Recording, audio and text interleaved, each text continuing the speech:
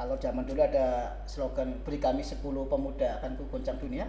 Sekarang beri kami 10 pemuda akan kita bikin boy band. Boy band. Aku kira aku akan taruh situ aja gitu negaranya.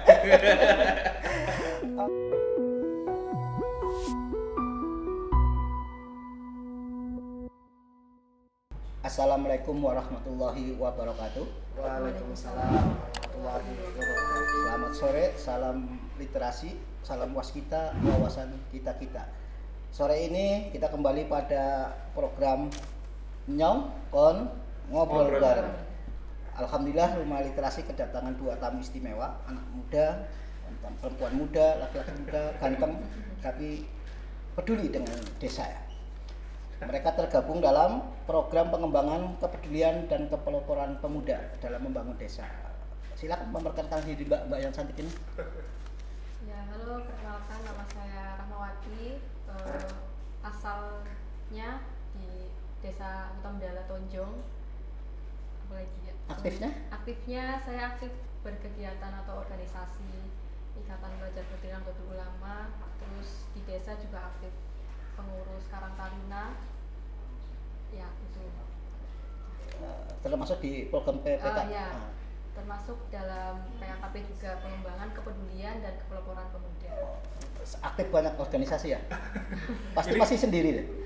Karena saking aktifnya sendiri. Masih sendiri ya? Gak pikirin cinta. Itu lain lagi. Lain cerita Pak. Kalau gitu, kalau Mas ya? Ya, perkenalkan nama saya Azra Fadila Prabowo. Saya tinggal di Pasar Batang, Brebes. Untuk keorganisasian saya untuk saat ini menjabat di e-sport Brebes, Pak. Apa itu? Pengurus besar e-sport game online. Oh, ya. anak game ya? Enggak anak game. Saya lebih ke ngurusi administrasinya. Karena ini kan kemarin kebetulan PON 2021 ini e-sport masuk dalam lomba itu. Cabang olahraga. Alhamdulillah dari Brebes sendiri sudah ada wadahnya seperti itu. Ya, dan sekaligus saya di sini sebagai PKKP juga bareng bersama Mbak Rahmawati. Terima kasih. Ini sebetulnya menarik ya, anak muda mau ngurusin desa lah ya. Untuk kembali desa itu kan banyak strateginya ya. Sekarang yang sedang digarap apa itu oleh PKKP ini? Ya, kebetulan baru bulan kemarin kami dari PKKP itu mengadakan kegiatan yang namanya itu penyuluhan keamanan pangan. Jadi kita memang salah satu programnya itu mendampingi UMKM yang ada di desa binaan atau pendampingan PKKP yang keberlangsungannya nanti diharapkan si UMKM dari desa itu bisa naik level, maksudnya naik level itu dari mikro naik ke kecil, naik ke besar gitu. Ya, dari pemasarannya dan lain-lainnya bisa kita bantu lebih baik lagi. Mungkin saya tambahan aja dari pernyataan Mbak Rahma, memang kondisi sosial di desa itu sebelumnya kan kita selama offline ngobrol terkait perkembangan di desa, banyak sekali program-program terkait UMKM dan sebagainya. Sebenarnya yang setelah kita beberapa kali pengamatan studi kasus di desa, memang kita kendala di pengolahan digital marketingnya Pak. Jadi saking banyaknya produk yang ada di desa, mereka bingung ini mau membuangnya kemana. Jadi marketingnya lah ya? Iya, marketingnya itu kita masih konvensional. Padahal kita di era 4.0, di era industri, kita harus mampu bersaing dengan perkembangan zaman yang ada, bahwa kita harus mendobrak pikiran-pikiran lama untuk bisa memanfaatkan sosial. Tapi kayaknya kalau UMKM itu mereka lebih direpotkan ngurus-ngurus izin gitu ya. Betul. Kalau produk halal gitu. Kayaknya kerupuk dari dulu juga halal-halal aja, sekarang nggak usah lebih bikin pusing ya. Oh iya, betul Tapi kan sekali. supaya produk walaupun dari desa, produksi desa, tapi bisa dipasarkan di pasar tradisional maupun modern yang misalkan apa ya, di pasar-pasar yang di toko lah, masuk ke rumah. Ya itu tadi mungkin biar naik kelas Pak. Jadi dari pasar tradisional harapannya kita bisa masuk ke pasar modern. Jadi adanya mungkin peraturan-peraturan tersebut atas dasar dari peraturan dari pasar modern itu sendiri, memaksakan produk-produk yang bisa dipasarkan di pasar modern harus Nah, memenuhi enggak, syarat. itu kan artinya mengubah mindset. Iya. Pelaku UMKM di desa kita orang desa yang Iya. tradisional, yang kayak gini aja cukup lah. Betul. Kemudian Iya, benar. diribetkan dengan urusan kayak gitu kan agak repot itu. Betul sekali. Tapi makanya mungkin kami PKKP dari program provinsi sudah menangkap sinyal ini bahwa mendatangkan kami selaku Membantu gitu. membantu mendampingi para UMKM yang ada di desa untuk mengurusi NIB, UMK, bahkan di tingkat PIRT. Karena itu tingkatan yang ini ya Mbak ya, maksudnya goalsnya kita dari PKKP itu harapannya laporan setiap bulan itu ada sebuah kelompok UMKM yang sudah berhasil dibuatkan PIRT seperti itu. Sepertinya UMKM di desa itu banyak paguyuban. Itu langsung ke paguyuban atau perorangan itu dalam pendampingan?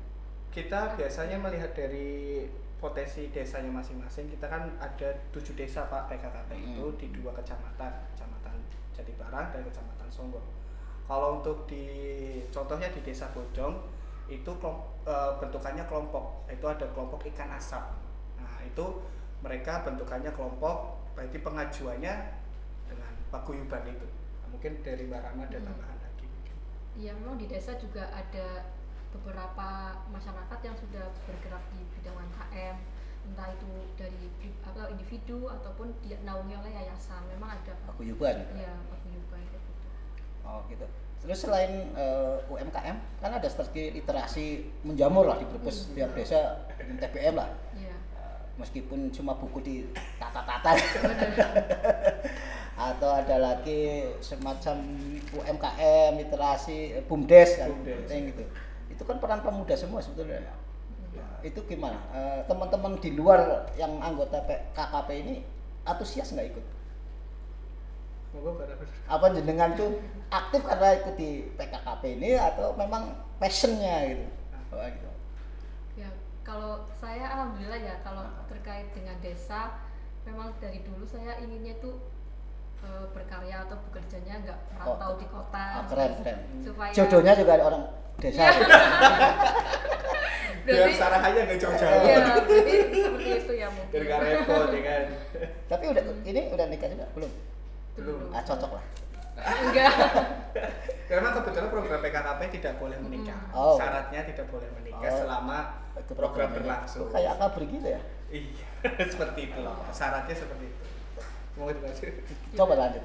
Oh tadi, ya jadi kalau saya memang sangat tertarik dengan kegiatan-kegiatan sosial yang di desa. Makanya dari desa pun saya ikut kegiatan Karang Taruna yang di situ wadahnya para pemuda, banyak sekali kreativitas dan inovasinya, dan juga banyak kerjasamanya juga dengan entah itu Popularis dan lembaga-lembaga lainnya di desa.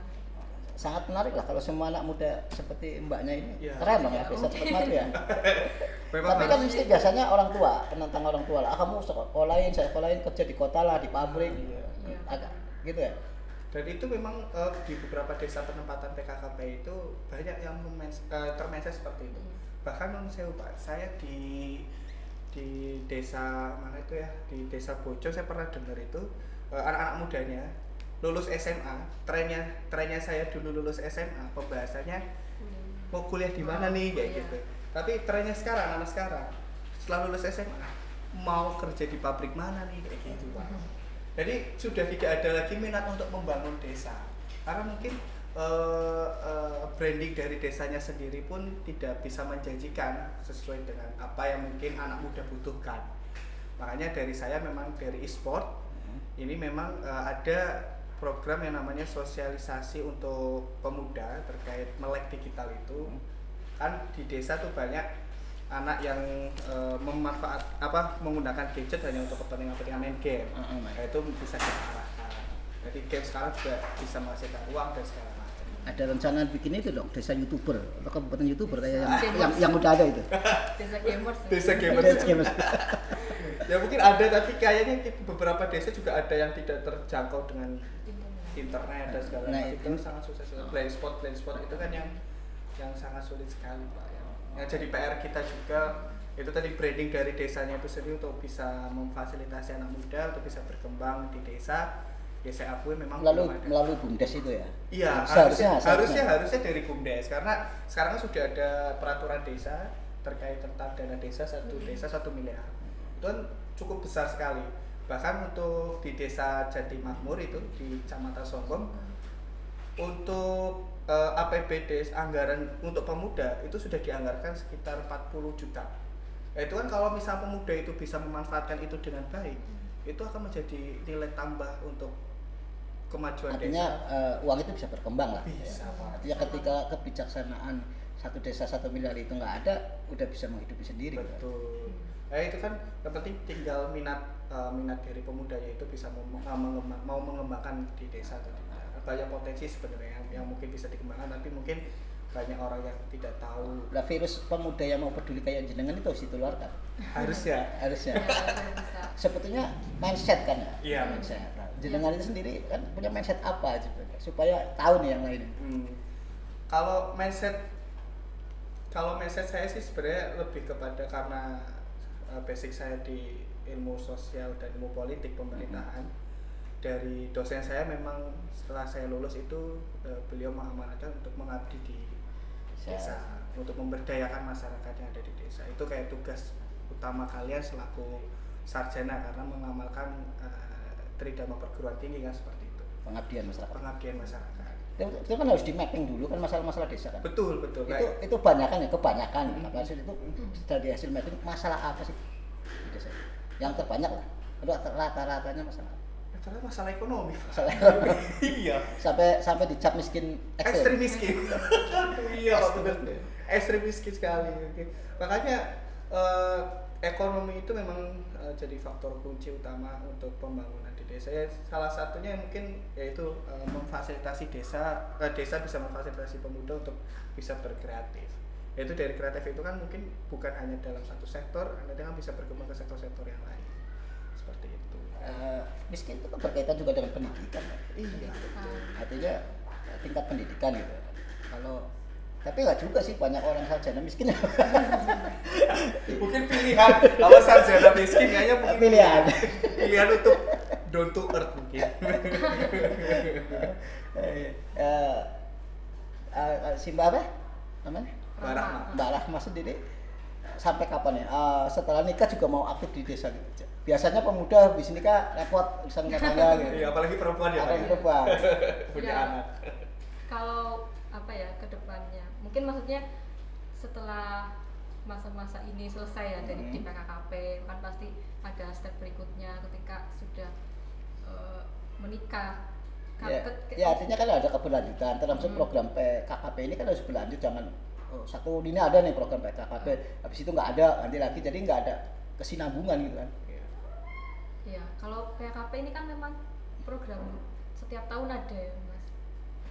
Ya harus kesinambungan kan artinya kan. Kalau di mendampingi soal literasi nggak? Ya, soal literasi juga alhamdulillah saya kebetulan di desa itu ada wadah anak-anak untuk belajar gitu Pak. Dan itu yang menariknya saya sebut itu namanya Gubuk Belajar Kecacil Pak. Di desa saya sendiri, di Desa Kota Mendala, Kecamatan Tonjong itu ada namanya Gubuk Belajar Kecacil yang dibangunnya itu dipelopori oleh pemuda-pemuda setempat itu. Artinya peran pemuda penting lah ya di desa, dan itu diawali dari perubahan mindset dulu ya. Artinya sebetulnya mencari duit di desa juga bisa gitu. Bisa banget Pak. Asal apalagi zaman digital ya. Iya, itu sangat bisa sekali, karena kemarin juga kita pada saat penjualan keamanan pangan kita kerjasama dengan salah satu penyedia jasa jasa pengiriman itu namanya itu Mas? ID Express. Itu memang produk dari Indonesia sendiri, memang menawarkan bahwa jasa pengiriman di masa pandemi itu sangat dibutuhkan. Sedangkan jasa pengiriman ini kan mereka banyak kan order itu dari luar kota.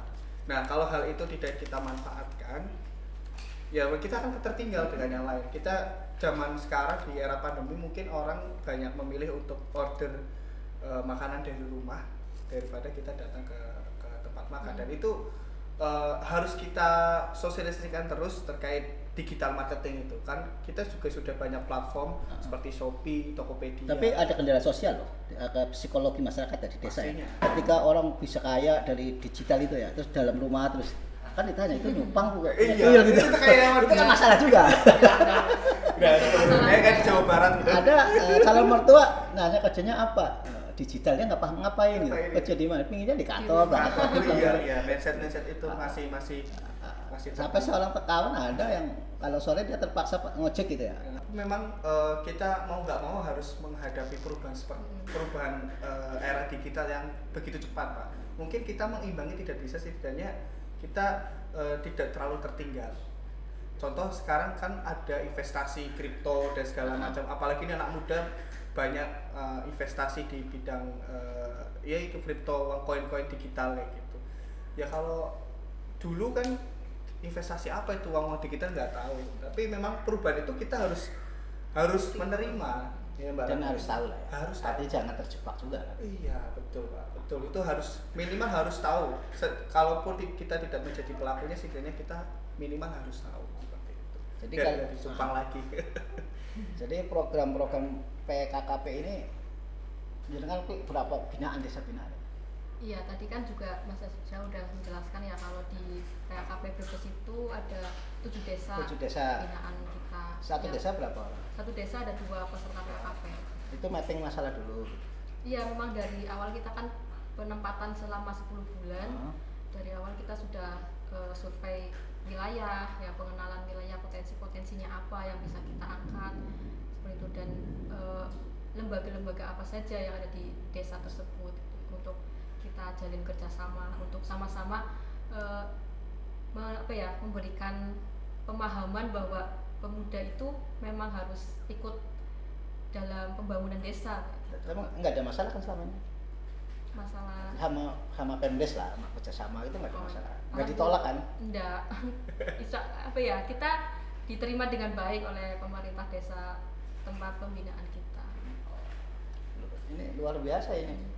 Kan sama kayak orang KKN ya? Iya betul, iya, tapi KKN-nya memang. bedanya kita digaji. Enggak sih, bahasanya bukan uang gaji tapi uang biaya hidup namanya. Jadi kayak KKN sebetulnya ya? Iya betul. Tapi yang perlu saya garis bawahi juga mungkin menambahi pernyataan. Kalau dulu ada program sarjana pendamping desa, pernah ada ya? Ada. SP3D itu. Zaman presiden yang lalu lah.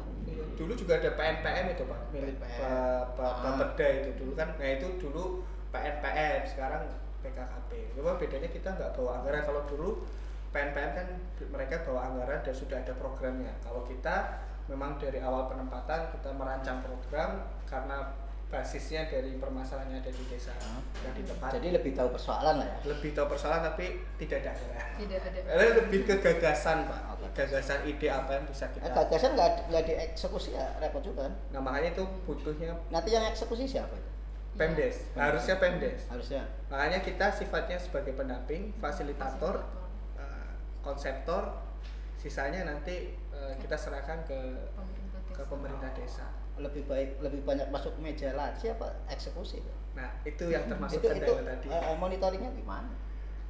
Ya gagasan yang sampai udah repot-repot banget diserahkan itu. Ya. Dieksekusi atau enggak ada monitoring? Ya kalau monitoring itu karena itu Pak, kita terbentur dengan peraturan desa bahwa desa itu kan sangat eksklusif sekali. Mereka seperti negara di dalam negara. Waduh. Ya mereka punya kewenangan sendiri Pak, bahkan setingkat pemerintah daerah pun tidak bisa interupsi secara langsung atau mencampuri secara langsung. Mereka sudah punya kewenangan sendiri, sudah diatur di dalam undang-undang itu sendiri. Makanya bahkan setingkat pemerintah daerah hanya sebagai fasilitator saja, memberikan nasihat, masukan. Apalagi kami sebagai tenaga pendamping, tenaga kontrak lagi. Ya kita hanya sebatas jadi eksekusi di tingkat Pemdes. Kepala desa lah ya. Kepala desa penting banget dong ya. Penting sebagai ujung tombak pembangunan. Betul Pak, penting banget. Harusnya yang jadi kepala desa anak muda juga Pak. Harusnya seperti semuanya dari pemuda. Tapi pemuda pada takut Pak untuk jadi pemimpin. Modal nggak punya modal. Aduh sensitif ini pembahasan. Ya artinya percayalah anak-anak muda ini saatnya memimpin negara gitu kan. Kita tahu pejuang-pejuang kita Soekarno tahun umur di bawah 30 udah hebat kan. Sekarang 30 main game. Artinya jangan menyepelekan anak muda lah. Benar. Jadi anak muda itu saatnya memimpin. Ya kan? Ya, saatnya. Tapi pemuda harus bisa membuktikan. Iya, gitu kan. betul. Kalau zaman dulu ada slogan beri kami 10 pemuda akan ku goncang dunia. Sekarang beri kami 10 pemuda akan kita bikin boy band. Boy band. Aku kira aku akan taruh situ aja itu negaranya. Oke, ini obrolan cukup menarik. Saya kira cukup, mudah-mudahan menjadi inspirasi pemuda-pemuda yang lain bahwa desa cukup menarik untuk dikembangkan ya. Iya, betul. Dan cukup prospektif lah untuk mendapatkan uang dan jodoh. Oke. Pemuda harus ikut menjadi pelopor di desa. Betul. Demikian saya kira cukup dan mudah-mudahan bermanfaat. Assalamualaikum warahmatullahi wabarakatuh.